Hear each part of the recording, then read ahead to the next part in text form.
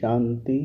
5 नवंबर 2022। अभी पढ़ेंगे प्यारे प्यारे मीठे मीठे शिव बाबा की मुरली। तुम्हें गृहस्थ व्यवहार में रहते सभी से तोड़ निभाना है। एक बार बेहद का संन्यास कर 21 जन्म की प्रारब्ध बनानी है। प्रश्न: चलते फिरते कौन सी एक बात याद रहे तो भी तुम रूहानी यात्रा पर हो?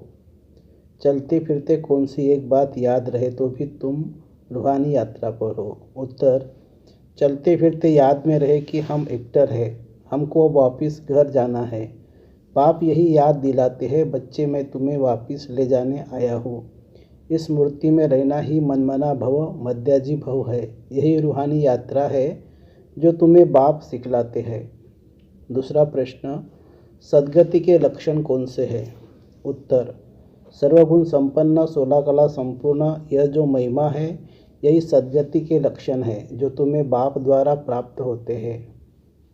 गीत है: धीरज धर मनुआ धीरज धर, तेरे सुख के भरे दिन आए कि आए। ओम शांति। बच्चे नंबरवार पुरुषार्थ अनुसार जानते कि अब पुराना नाटक पूरा होता है। बच्चे नंबरवार पुरुषार्थ अनुसार जानते कि अब पुराना नाटक पूरा होता है। दुख के दिन बाकी कुछ घड़ियां है और फिर सदा सुख ही सुख होगा। जब सुख का पता पड़ता है तब समझा जाता है यह दुखधाम है। दोनों में बहुत अंतर है। अभी सुख के लिए तुम पुरुषार्थ कर रहे हो अथवा श्रीमत पर चल रहे हो। कोई को भी यह समझाना बहुत सहज है। अभी बाबा के पास जाना है, बाबा लेने आया है। गृहस्थ व्यवहार में रहते कमल फूल समान पवित्र रहना है। तोड़ जरूर निभाना है। अगर तोड़ न निभाया तो जैसे संन्यास योग मिसल हो गए। जो तोड़ नहीं निभाते हैं उनकी निवृत्ति मार्ग अथवा हठ योग कहा जाता है। अभी भगवान राजयोग सिखलाते हैं जो हम सीखते हैं। भारत का धर्मशास्त्र है गीता। संन्यास योग का है हठ योग। घर बार छोड़ जंगल में चले जाना, उन्हों को जन्म बाय जन्म संन्यास करना पड़ता है। तुम गृहस्थ व्यवहार में रहते एक बार संन्यास करते हो, फिर 21 जन्म उनकी प्रारब्ध पाते हो। उन्हों का है हद का संन्यास, तुम्हारा है बेहद का संन्यास। तुम्हारे राजयोग का तो बहुत गायन है। भगवान ने राजयोग सिखाया था। भगवान ऊंचे ते ऊंचे को ही कहा जाता है। श्री कृष्ण भगवान हो न सके। बेहद का बाप है ही निराकार। बेहद की बादशाही वही दे सकते हैं। यहाँ गृहस्थ व्यवहार से नफरत नहीं की जाती है। बाप कहते हैं यह अंतिम जन्म गृहस्थ व्यवहार में रहते पवित्र बनो। पतित पावन कोई सन्यासी को कह नहीं सकते। वह भी पावन दुनिया चाहते हैं। वह दुनिया है एक जिसके लिए पतित पावन बाप को बुलाते हैं। जबकि वह गृहस्थ व्यवहार में ही नहीं है तो देवताओं को भी नहीं मानेंगे। वह कभी राजयोग सिखला न सके, न बाप कभी हठयोग सिखला सके। यह समझने की बातें हैं।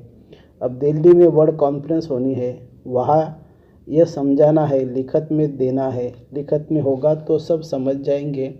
अब हम हैं ऊंचे ते ऊंचे ब्राह्मण कुल के, वह है शूद्र कुल के। हम है आस्तिक, वह है नास्तिक। वह है ईश्वर को न जानने वाले, हम है ईश्वर से योग रखने वाले। तो मतभेद है ना। बाप ही आकर आस्तिक बनाते हैं। बाप का बनने से ही बाप का वर्षा मिल जाता है। यह बड़ी पेचीदी बातें हैं। पहले तो बुद्धि में बिठाना है कि गीता का भगवान परमपिता परमात्मा है। उसने ही आदि सनातन देवी देवता धर्म की स्थापना किया था। भारत का देवी देवता धर्म ही मुख्य है। भारतवासी अपने धर्म को भूल गए हैं, यह भी तुम जानते हो। भारतवासियों को ड्रामा अनुसार अपना धर्म भूलना ही है। तब तो बाप आकर फिर स्थापन करे, नहीं तो बाप आए कैसे? कहते हैं जब जब देवी देवता धर्म प्राय लोप हो जाता है तब मैं आता हूँ। प्राय लोप भी जरूर होना है। कहते हैं बैल की एक टांग टूट गई, बाकी 3 टांगों पर दुनिया खड़ी है। मुख्य है ही 4 धर्म। अभी देवता धर्म की टांग टूटी हुई है, अर्थात वह धर्म गुम हो गया है। इसलिए बड़ के झाड़ का मिसाल देते हैं कि फाउंडेशन सड़ गया है, बाकी टाल टालियाँ खड़ी है। तो इनमें भी फाउंडेशन देवता धर्म का है नहीं। बाकी मठ पंथ आदि बहुत खड़े हैं। तुम्हारी बुद्धि में अब सारी रोशनी है। बाप कहते हैं तुम बच्चे इस ड्रामा के राज को जान गए हो कि सारा झाड़ पुराना हो गया है। कलयुग के बाद सतयुग को आना है जरूर। चक्रों को फिरना है जरूर। बुद्धि में रखना है कि अब नाटक पूरा हुआ है, हम जा रहे हैं। चलते फिरते यह याद रहे कि अब हमको वापस जाना है। मनमना भव मध्याजी भव का भी यही अर्थ है। कोई भी बड़ी सभा में भाषण आदि करना है तो यही समझाना है कि परमपिता परमात्मा फिर से कहते हैं, हे बच्चे, देह सहित देह के सब धर्म त्याग, अपने को आत्मा समझ, बाप को याद करो तो पाप दग्ध होंगे। मैं तुमको राजयोग सिखलाता हूँ। गृहस्थ व्यवहार में रहते कमल फूल समान बन मुझे याद करो। पवित्र रहो, नॉलेज को भी धारण करो। अभी सब दुर्गति में है।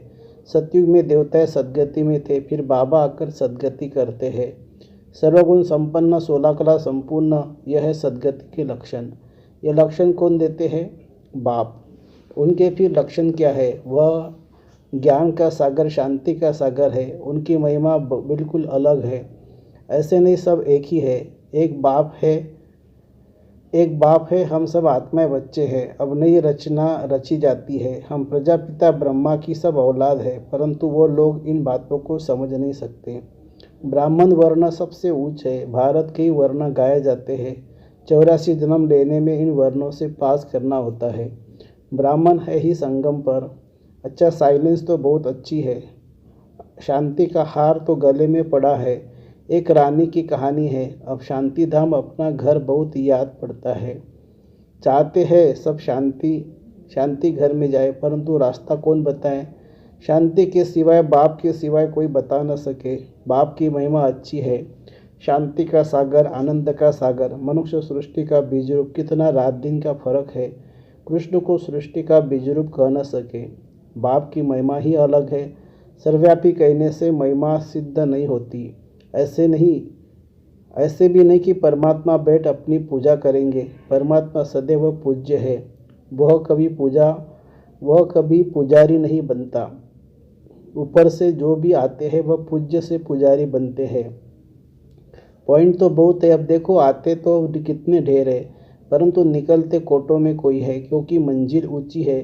प्रजा तो ढेर बनती रहेगी, परंतु कोटों में कोई माला का दाना बनते हैं। नारद का मिसाल है।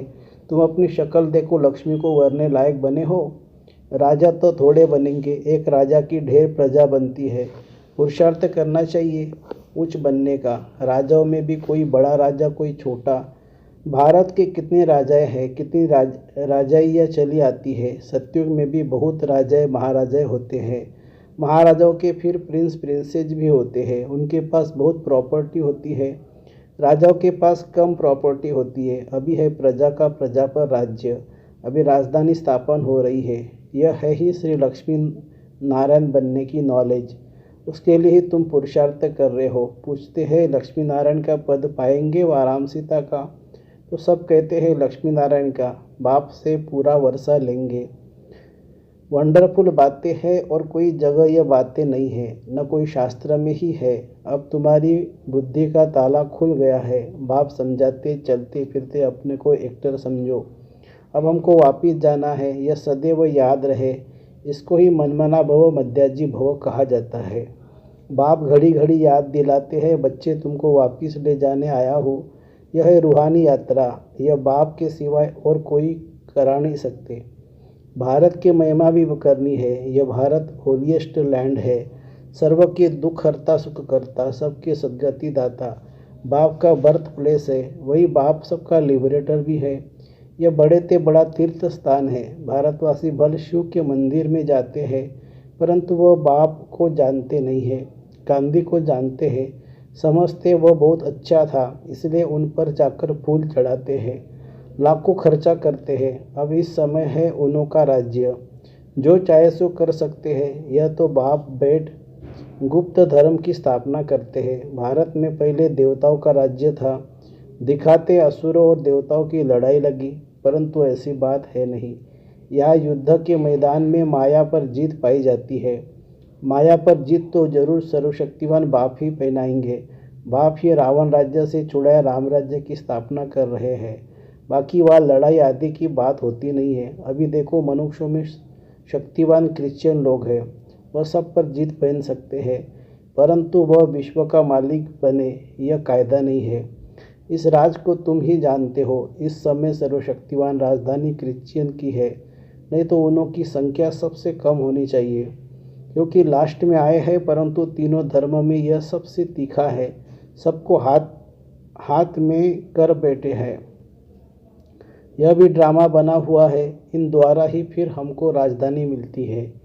कहानी भी है, दो बंदर लड़े, माखन तीसरे को मिल जाता है, वो आपस में लड़ते हैं, माखन भारतवासी को मिल जाता है। कहानी तो पाई पैसे की है, अर्थ कितना बड़ा है। मनुष्य एक्टर होते भी ड्रामा को नहीं जानते, इस ज्ञान को समझते फिर भी गरीब है।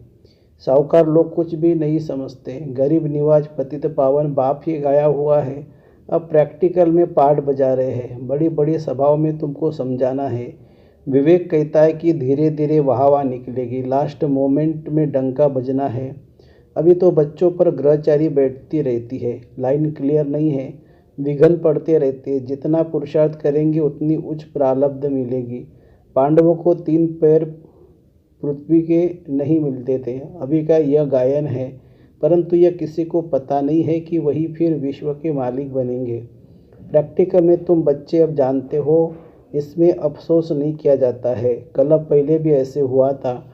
ड्रामा के पट्टे पर खड़ा रहना है, हिलना नहीं चाहिए।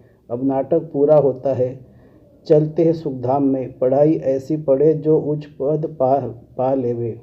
अच्छा, मीठे मीठे सिखी लदे बच्चों प्रति माता पिता बाप दादा का याद प्यार और गुड मॉर्निंग। रूहानी बाप की रूहानी बच्चों को नमस्ते। हम रूहानी बच्चों की रूहानी माता पिता बाप दादा को याद प्यार, गुड मॉर्निंग और नमस्ते बाबा नमस्ते। धारणा के लिए मुख्य सार, किसी भी बात का अफसोस नहीं करना है, अपनी बुद्धि की लाइन सदा क्लियर रखनी है, ग्रहचारी से अपनी संभाल करनी है। दूसरी पॉइंट, गृहस्थ व्यवहार से तोड़ निभाना है, नफरत नहीं करनी है, कमल फूल समान रहना है, आस्तिक बन सबको आस्तिक बनाना है। वरदान, बड़ी दिल रख सेवा का प्रत्यक्ष फल निकालने वाले विश्व कल्याणकारी भव।